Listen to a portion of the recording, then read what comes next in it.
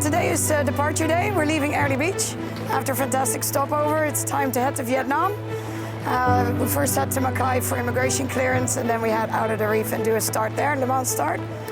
We've just had the cyclone. Luckily it didn't hit us directly, but we took the right precautions and the boat's all in reasonable order. It's been a hectic start, getting everything on all of a sudden. I feel excited but a bit nervous of the unknown, but I feel excited because I believe I have a great team and we'll be there for each other, and yeah, I'm looking forward to it.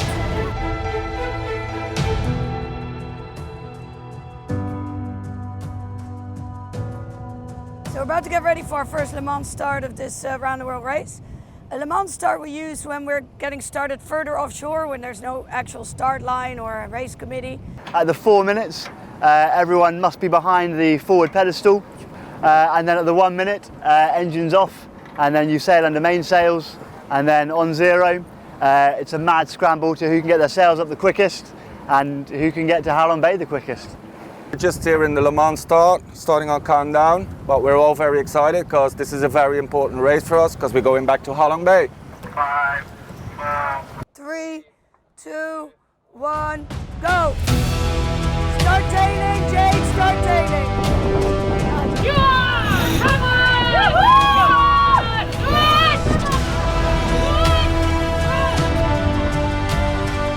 That went pretty well. It looked really slick. Everybody was lined up really well.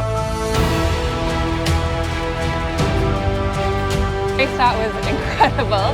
I think we're all very nervous / excited, but yeah, it went really well.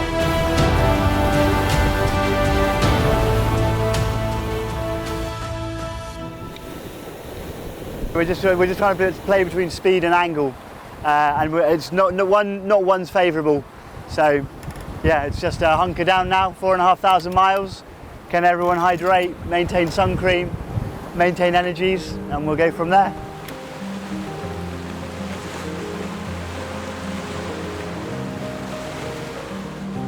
So it's been quite the morning on board Perseverance. This morning at about 6:30, right before watch change, we were hit by a squall. That meant the coat needed to come down. We're about 2 hours down the line, same sail up. Lost a couple of miles, but hey, all for the good.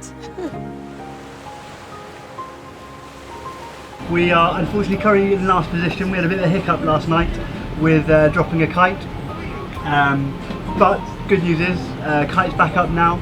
We're one of the fastest boats in the fleet, and we are steadily gaining on the fleet. So I think the nearest boat's just over 1.5 miles away, so we'll keep chugging along and try and get them.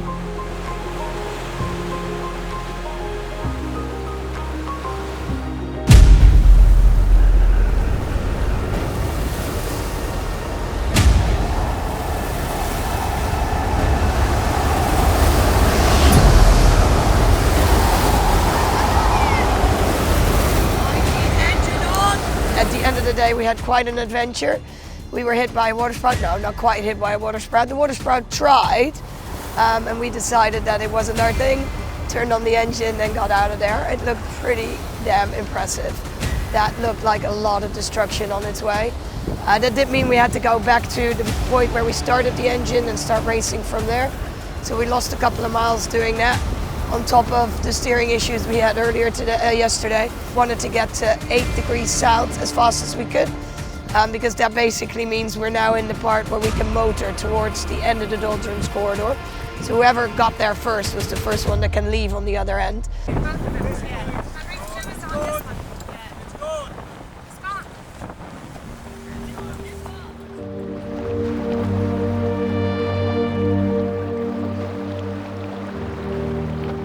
We are in the doldrums right now. We have the engine on and the bimini is up for some shade, which is really nice. It's such a lovely day.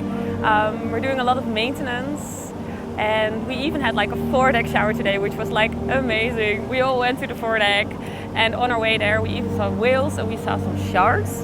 So it's pretty nice here, really chill day.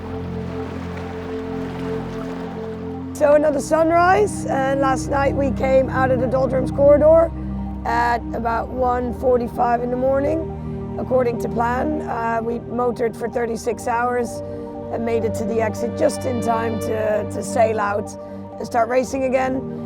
8 minutes ahead of Zuhai. We're there, right there. We're now back into the next part of the race, which will have quite light winds in the beginning. Everybody will try and get north as fast as we can, even though where we have to go is kind of more west. But we want to get to the trade winds because that's where we need to go to start making speed. So I reckon whoever gets there first has a good chance of doing well in this race. Looking at the next few days, it looks light. I'm expecting at least 3 days in a wind hole. It's no surprise, we were expecting to have it for a few days, and this is just what happens on race 7. So yeah, we just got to get through it, and on the other side we've got a nice bit of current taking us all the way to Vietnam, and the wind as well, going the same way, so it's all good on the other side.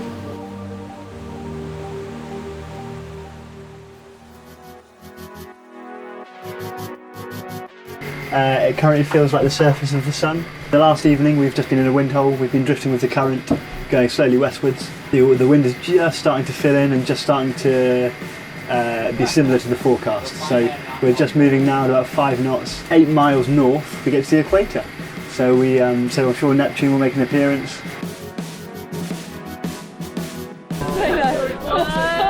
Okay, here we go. Are you ready? Yeah!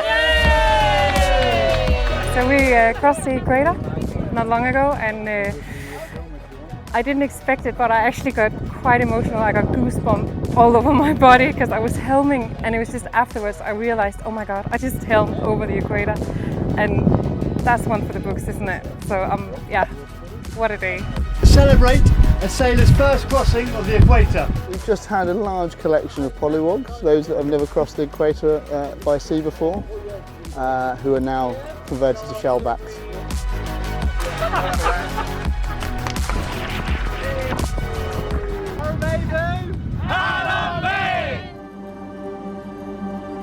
We've had UNICEF right on our back, kind of keeping us on our toes, pushing us along, which has been great. Thanks, UNICEF. We also crossed the equator today, so we have 11 new shellbacks on board. That was a lot of fun. It's just a beautiful day for sailing, really. The wind's filled in now, so we're heading for the Scorching gate, which is 182 miles away.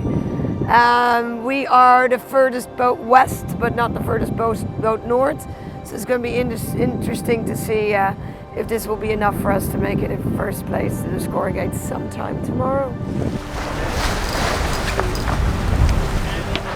Ineke did a very valiant effort of holding UNICEF off through the night. When I woke up at our kind of breakfast watch changeover, we decided to switch over to the 2 because the wind was increasing and we didn't want to be overpowered. So all hands on deck, and we were going for the code 2 hoist. Because we were in such close quarters with UNICEF, we wanted to make sure it was as efficient and as fast a spinnaker change as possible. But what it led to, unfortunately, is a kind of Dumb and Dumber situation with me and attaching the halyard to the clew and the sheets to the head. So we hurriedly dropped the code 2. It was all in a bit of a mess, but we figured it out, and it was quick thinking from the team. We got our Yankee and our staysail up pretty quickly, so we just about held off UNICEF, who were kind of barreling in behind us. Our lead has kind of gone down from 2 miles to 0.7 miles. So it's super, super close and all to play for.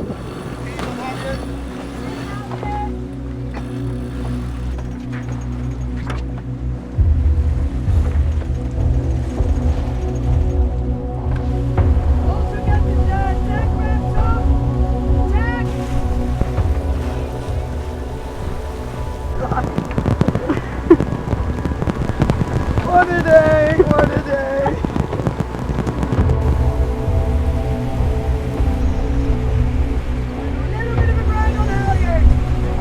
We fought long and hard against UNICEF. They put up an epic battle, and in the last 2 miles we had to concede it to them, and they got us by about 2 minutes, 3 minutes or so. But the lead up to it was just insane. Fantastic, well done for them, but it hurts a bit not to get the 3 points. So one of the biggest learning experiences for me was helming, actually. I find it kind of terrifying. I don't like driving back home. I don't like anything to do with it. And it's I think it's because you carry quite a big responsibility as well, and not every night is a starry night, unfortunately. So sometimes it's quite terrifying, to be honest. But the team was super supportive, and they gave me the confidence to at least try for a little bit, for like 5 minutes, see how it goes. And this morning I did, and there was Jade and Amanda and Peter supporting me, and yeah, it felt very freeing, very healing to really push through those fears. Yeah.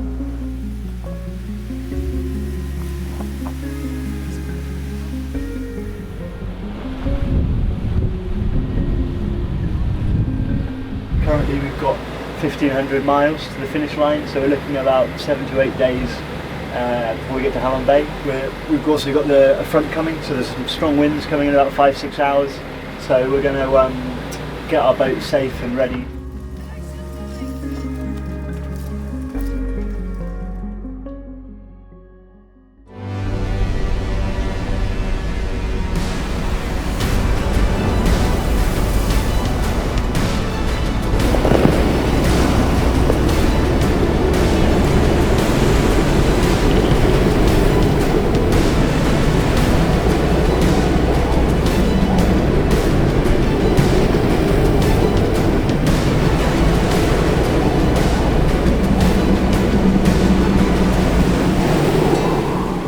Tricky night. It was kind of between code 1 and code 2 area, so we played it safe.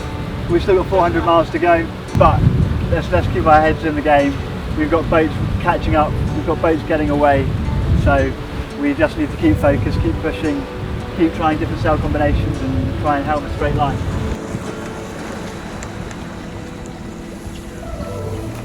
And we're not far out. We're only about 230 miles from the finish. But about 12 hours ago, we were about 250 miles from the finish. So we're not moving very fast at the moment. The infamous last 400-mile wind hole is here. Our latest sked that we have in was about 5 hours old, in which we could see that everybody kind of had slowed down. Qingdao and UNICEF, well done for them, managed to round the mark. So they're now well on their way on the home stretch. So we're 1 or 2 days out from port, really excited to get in. But we've got a myriad of fishing vessels and fishing nets to try and manoeuvre around. We saw some fishing nets on our port side and we avoided them quite easily, but unfortunately there were some unmarked ones right under us. We heard a noise and suddenly we were snagged by a fishing net. And luckily the fishing net actually came free, so we didn't have to go and free from under the boat. So it's actually perfect timing because wind's about set to build, and that's going to give us a great run into Halong Bay and hopefully a beer very, very soon.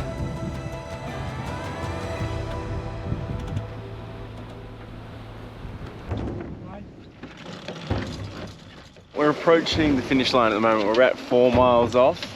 Zhuhai is right there, pretty much on track to pass almost at the same time, so it's a little drag race to the finish. This is what Clipper advertises. We've had heat at King Neptune, we've had spinnakers in the water, and now we got 3 boats within minutes of each other at the finish. We're finished!